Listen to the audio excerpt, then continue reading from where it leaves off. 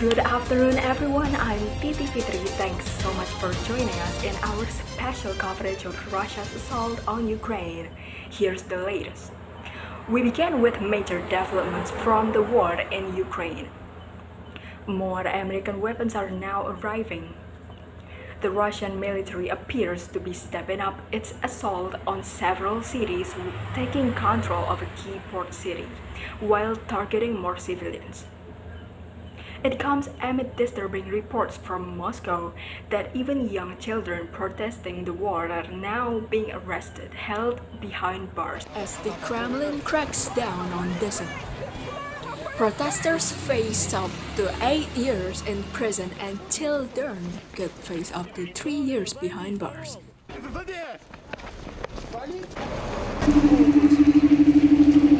Meanwhile, we heard again overnight from Ukraine's president insisting Russians will not have one quiet moment as they advances on the capital. This morning, more American-made weaponry is arriving on the battlefields of Ukraine. A source says the U.S. has now delivered hundreds of Stinger anti-aircraft missiles to Ukrainian forces as the Russian invasion escalates. Videos posted on social media show a missile destroying this brewery, and this massive explosion was seen at a Ukrainian airbase near Kharkiv, and ammunition depot apparently hit. Now, Russia has reportedly taken the key port city of Kherson, the first big city in Ukraine to fall into enemy hands. Satellite images reveal some of the destruction impact craters surrounding this village near the Ukraine-Russia border, and several homes are on fire. Ukrainian officials now claim more than 2,000 civilians have been killed.